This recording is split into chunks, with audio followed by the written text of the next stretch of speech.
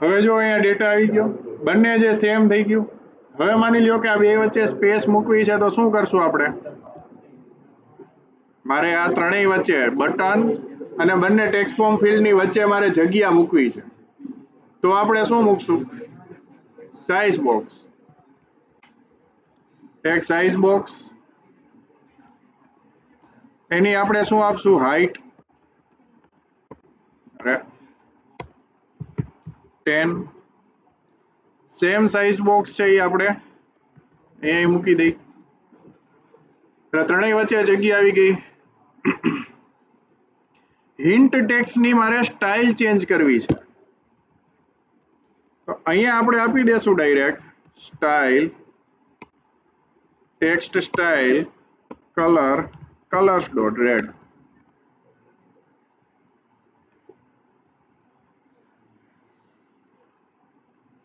આવી ગયું.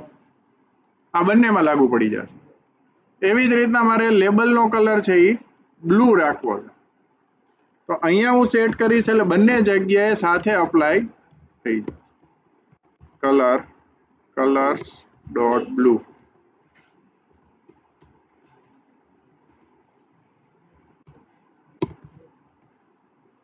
થઈ ગયો. આ લેબલનો કલર એક જગ્યાએ ચેન્જ કરવાથી બધી જગ્યાએ ચેન્જ થઈ જશે. પણ આપણે હવે થોડોક વ્યવસ્થિત છે, યુઝર યુઝ કરી શકે એવો કરી. હંમેશા હિન્ટ છે એ ગ્રે હોય અને લેબલ છે એ બ્લેક હોય 90% કેસમાં.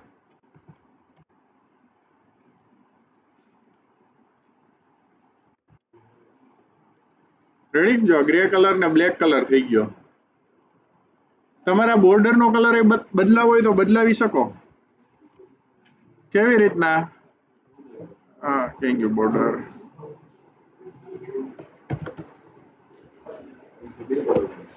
ફોકસ્ડ બોર્ડર ને એવું બધું આવશે. જો બોર્ડરમાં જાશો ને, enable border, disable border, error border, focus border ને ફોકસ્ડ એરર બોર્ડર. તમારે બધામાં તમે જે કલર સેટ કરશો એ પ્રમાણે છે એ કલર આવતો જશે. તમારી રીતના ઇમ્પ્લિમેન્ટ કરીને ટ્રાય કરજો, તમને કલર છે એમાં જોવા મળશે જ. નેક્સ્ટ આગળ જઈએ. આ બટન ઉપર ક્લિક કરીએ તો શું થવું જોઈએ? પહેલા તો એડ ન થાય, વેલિડેશન થવું જોઈએ. વેલિડેશન માટે આપણે ગઈકાલે ઘણા બધા સ્ટેપ બોલ્યા હતા 2 વાર. શું હતું પહેલું સ્ટેપ? શું? સૌથી પહેલા જે આપણું મેઇન વિજેટ છે આ પેડિંગ, તો પેડિંગ ને કેમાં રેપ કરાવી દેવાનું? ફોર્મ ની અંદર. ફોર્મ. બીજું સ્ટેપ કી બનાવવાની. કઈ? તો કે ગ્લોબલ કી. કેવું? ફોર્મ સ્ટેટ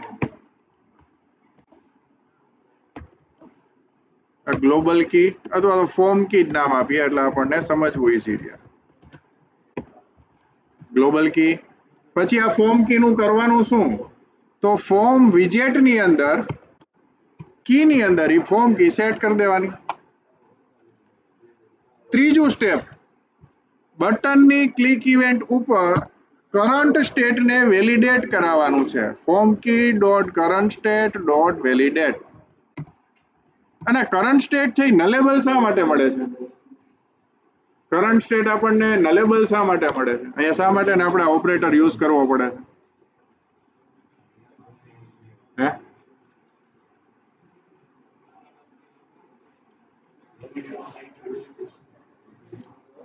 ક્વેશ્ચન એ છે, ક્વેશ્ચન એવો છે કે કરંટ સ્ટેટ છે એ નલેબલ મળે છે. જો આ નલેબલ છે, કરંટ સ્ટેટ છે એ નલેબલ છે.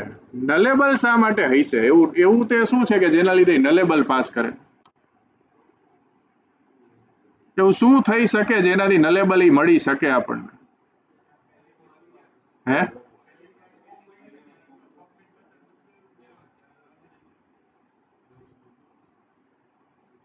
ઓકે, એવું કેમ હશે? એવું શું કામ હશે?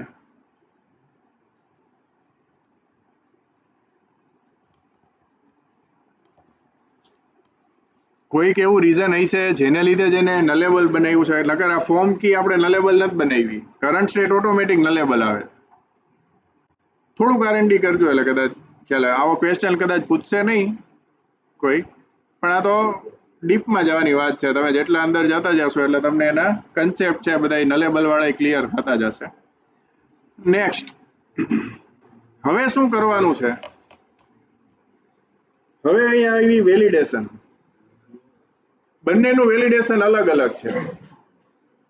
એકમાં એવું લખવાનું છે એન્ટર યુઝર નેમ. જો યુઝર નેમ ન હોય તો એન્ટર યુઝર નેમ આવવું જોઈએ, અને બીજું એન્ટર પાસવર્ડ આવી એરર આવવી જોઈએ. હા કે ના? પણ આપણી પાસે ટેક્સ્ટ ફોર્મ ફિલ્ડ અહીંયા એક જ છે અને આની અંદર જ વેલિડેટર લખવું પડશે. હા કે ના? હવે શાંતિ.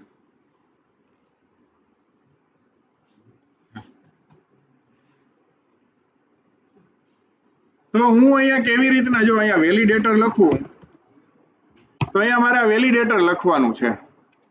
તો એ વેલિડેટર હું કેવી રીતના બંને જગ્યાએથી લખી શકીશ? અહીંયા હું લખું if value dot is empty. Value nullable હશે, ચાલો એ સમજ્યા કે કદાચ ન હોય ક્યાંય તો વેલ્યુ નલ આવે, તો શું થઈ જાય?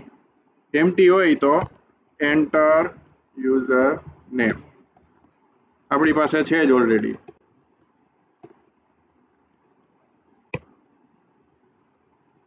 Return null. પણ આ બંને માટે કેમ લખવું? શું કરશું આપણે કે જેનાથી બંને માટે કોમન જ આવડું આ વેલિડેટર મતલબ થાય અલગ અલગ? ક્યાં યુઝ કરશું એન્ડ ઓપરેટર? શું? પણ એ તો વેલ્યુ તો વેલ્યુ જ છે. હવે કેમ ખબર પડશે કે વેલ્યુ છે એ યુઝર નેમ માટેની વેલ્યુ છે કે પાસવર્ડ માટેની વેલ્યુ છે?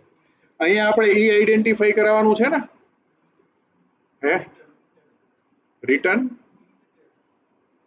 રિટર્ન નહીં નહીં, હાલો એ અહીંયા લખી નાખ્યું. હજી મારે બીજું વેલિડેશન કરાવવાનું હોય એવું બને. ઈમેલ એડ્રેસ હોય તો ઈમેલનું વેલિડેશન, ને ફોન નંબર હોય તો ફોનનું વેલિડેશન કરાવવું પડે. જ્યારે પાસવર્ડમાં એ વેલિડેશન ન આવે તો અહીંયા તો મારે એવું કરવું છે કે વેલિડેટર જે છે ત્યાં મને ખબર પડી જાય, અથવા તો ઓટોમેટિક છે એ જ છે ફાયર થાય એનું.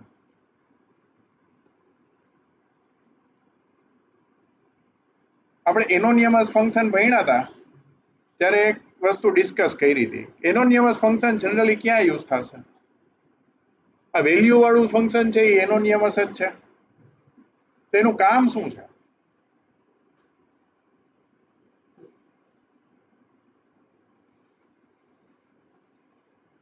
શું કરીશું જો મારે અલગ અલગ, મારે હવે મને એવું થયું કે હવે તો મારે અહીંયા ઇસ્યુ આવ્યો, આવડું આ તો હું કેમ કરીશ? એટલે હું શું કરું, આ કાઢી નાખું ને આવડું આ છે પાછું બે જગ્યાએ લખી નાખું. એટલે બે જગ્યાએ હું અલગ અલગ વેલિડેશન લખી નાખીશ. પણ ડાર્ટ નહીં ખબર હતી કે આવું કરશે લોકો, એટલે એણે શું કર્યું, અહીંયા ફંક્શન છે પાસ કરવાની, ઓલું આપી દીધું function validator function નલેબલ.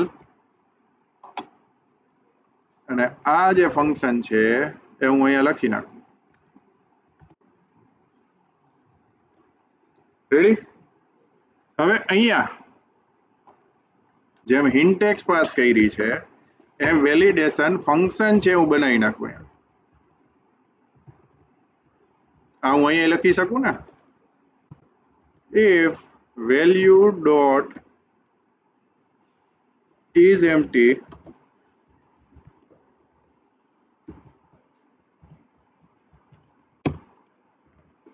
return enter username return null. ખાલી આ એક માટે જોઈએ ચાલે છે કે નહીં. જો એક માટે આવશે તો બીજા માટે ચાલશે. રન. કઈ એરર આવી? Function can not be null. તો અહીંયા શું કરશું? બેંગ.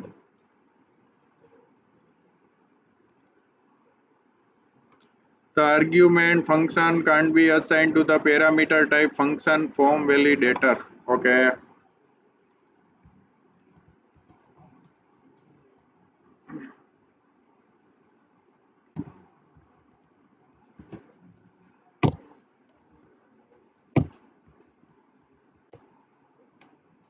હવે હું વાંધો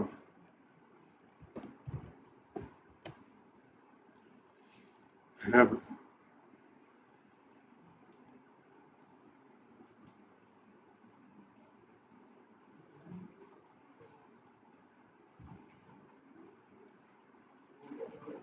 અહીંયા રિક્વાયર્ડ કરી નાખી. રન. હવે ક્યાં એરર આવી? ઓકે, નામ નથી આપ્યું.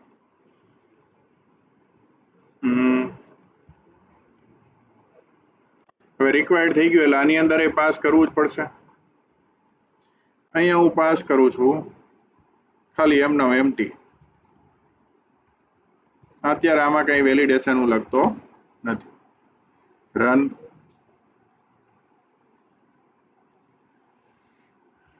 રન થયું કે નહીં?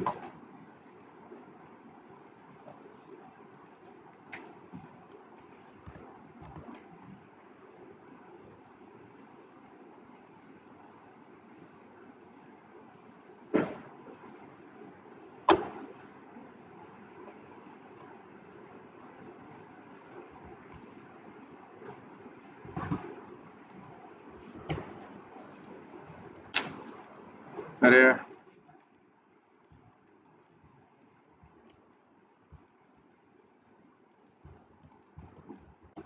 ને ભાઈ,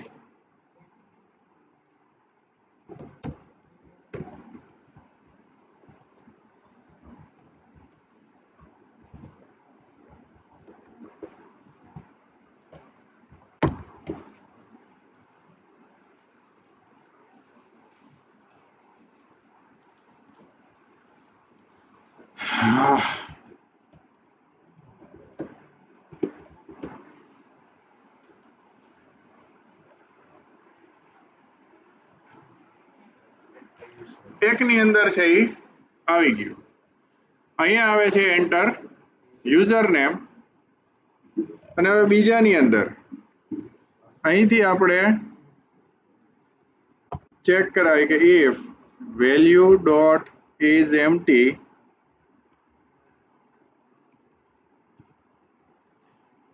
એન્ડ અહીંયા આવશે. મારે સાઇઝ પાસવર્ડની છે મિનિમમ 6 કેરેક્ટરની છે. વેલ્યુ ડોટ લેન્થ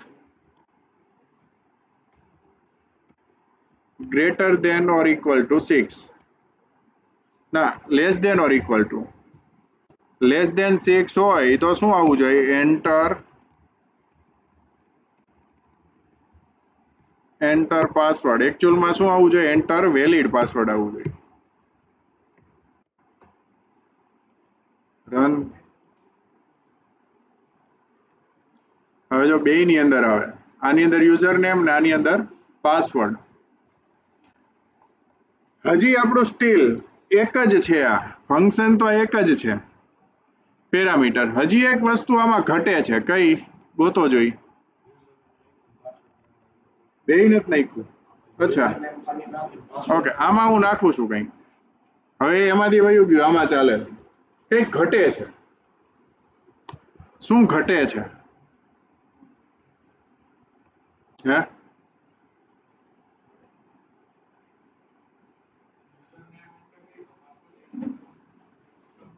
ઓકે, એ તો એના માટે જ વેલિડેશન છે કે એન્ટર કરવો જોઈએ. હાલો એન્ટર કર્યો એટલે એ વહી ગઈ એરર. પણ કંઈક ખૂટે છે.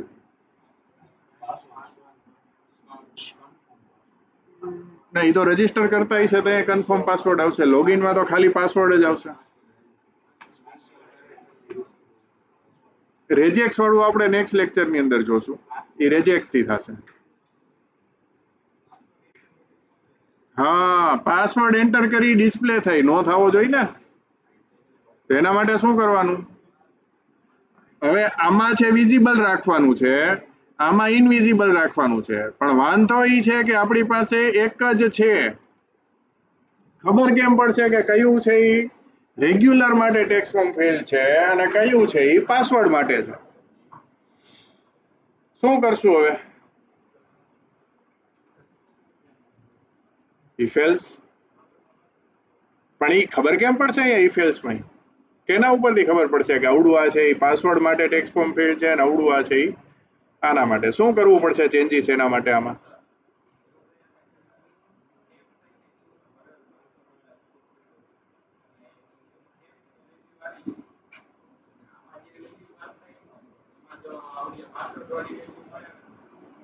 પણ એ કેમ ખબર પડે કે પાસવર્ડ વાળી વેલ્યુ છે ને આ ઓલી વેલ્યુ? હિન્ટ ટેક્સ ઉપરથી આ ખબર પડી ગઈ. હાલો હિન્ટ ટેક્સ્ટ જ કેસ ને, હિન્ટ ટેક્સ ઉપરથી આપણને ખબર પડી જાય. એ તો અહીંયા ટેક્સ્ટ જે હિન્ટ ટેક્સ છે અહીંયા મળી જ છે, એ પ્રમાણે કન્ડિશન મારી શકી. પણ હિન્ટ ટેક્સ બધી જગ્યાએ અલગ અલગ હોઈ શકે. આગળ જતા મારે એન્ટર પાસવર્ડ નથી કરવાનું, મારે આગળ જતા એવું લખવાનું છે કે એન્ટર યોર ક્રેડેન્શિયલ્સ.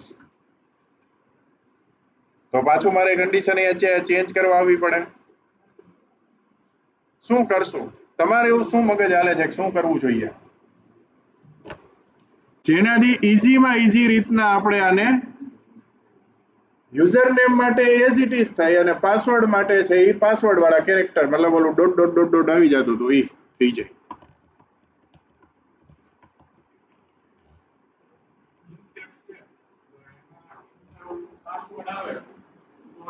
પણ હાલો પાસવર્ડ વાળું નથી, અહીંયા આગળ જતા ક્લાયન્ટ એમ કે અહીંયા પાસવર્ડ ને ક્રેડેન્શિયલ લખેલું આવવું જોઈએ, એન્ટર યોર યુનિક કોડ એવું આવવું જોઈએ. મારે તો બધી એપ્લિકેશન વચ્ચે આ એક જ વાપરવું. મારી માની લો કે 500 એપ્લિકેશન હોય ને, તો 500 એપ્લિકેશનમાં ટેક્સ્ટ ફોર્મ ફિલ્ડ તો આ જ આવવું જોઈએ. તો હવે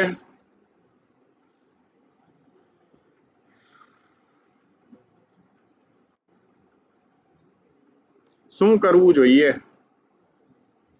કઈ નહીં, એક વધારાનો વેરિયેબલ લઈ લ્યો, બે લીધા એમ ત્રીજો variable Boolean is password text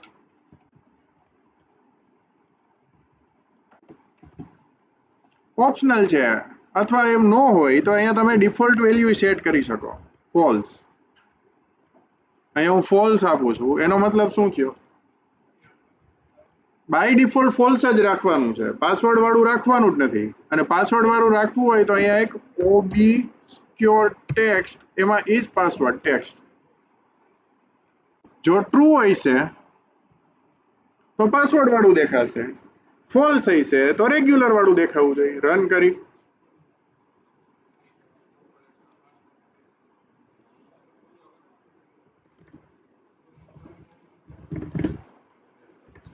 પણ હજી આપણે કઈ ટ્રુ ફોલ્સ પાસ જ નથી કર્યું. અહીંયા જઈએ, મારે એન્ટર પાસવર્ડમાં જે છે is પાસવર્ડ ટેક્સ્ટ ટ્રુ આપવું છે. આમાં ખાલી ટ્રુ આપું છું, આમાં કઈ આપતો જ નથી, એટલે બાય ડિફોલ્ટ કેવું થશે એનું? ફોલ્સ. થઈ ગયું. હજી ત્રીજું, ક્યાં હજી વિષય નથી થઈ, પણ હજી મારે ક્વેશ્ચન બાકી. હવે માની લ્યો કે અવળું આ જે છે એને મારે ઈમેલ વાળું કીબોર્ડ ઓપન કરાવવું છે. ફોનની અંદર તમે ક્લિક કરો કોઈ પણ ટેક્સ્ટ ફોર્મ ફિલ્ડમાં એટલે કીબોર્ડ ઓપન થાય. ફોન નંબર એન્ટર કરવાનો હોય તો ખાલી નંબર જ આવતા હોય, એમાં જે ઈમેલ એડ્રેસ કરવાનું હોય ને સ્પેસની બાજુમાં @ લખાઈને આવી જાય. તો એ કંઈક તમારે આપવું પડે એમાં. અહીંયા થેન્ક યુ, કીબોર્ડ ટાઈપ એવું છે, ટેક્સ્ટ ઇનપુટ ટાઈપ ડોટ અલગ અલગ છે. જો ઇનપુટ ટાઈપ ઈમેલ એડ્રેસનું છે કે નહીં, ડેટ ટાઈમ એન્ટર કરવાના છે, મલ્ટીલાઈન રાખવું છે કે નહીં, name, none, phone number, phone, street address, text, Twitter, URL શું એન્ટર કરવું. તમારે જે એન્ટર કરવાનું હોય છે એ પ્રમાણેનું કીબોર્ડ છે એ ઓપન થઈ જશે. તો હવે કેમ કરશું કે આવડું આ કયા ટાઈપનું છે એ રાખવું છે આપણે કેટલું? એક જ. આ એક જ મારી આખી એપ્લિકેશન વચ્ચે યુઝ થવું જોઈએ, તો જ હું ડિઝાઇનને પ્રોપર મેનેજ કરી શકીશ. કાલ સવારે ક્લાયન્ટે કીધું કે લાલ કલર નથી ગમતો, કાલ સવારે પીળો કલર કરી નાખો, તો કઈ બધી આખી એપ્લિકેશનમાં થોડું ચેન્જ કરવા જવાય. હું આ એક જગ્યાએ ચેન્જ કરું એટલે આખી એપ્લિકેશનમાં ઇફેક્ટ આવી જવી જોઈએ, પણ એ કીબોર્ડ ટાઈપ ચેન્જ ન થવો જોઈએ. તો કેમ કરશું?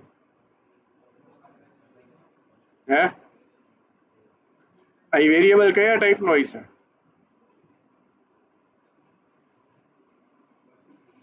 તમારા લોકોને ઇનમ આવ્યું હોય, ઇનમ, એન્યુમરેશન ખબર હે? જેમ ક્લાસ આવે, ઇન્ટરફેસ આવે, એવી જ રીતના ઇનમ આવે. ઇનમ, ENUM. જ્યારે નંબરિંગ આપવું હોય ને તમારે ત્યારે ઇનમ આવે. તમે તમારી રીતના ઘરે જોજો કે ઇનમ શું છે, એ તમારે અહીંયા સેટ કરીને કરી શકશો. ઇનમ ટાઈપ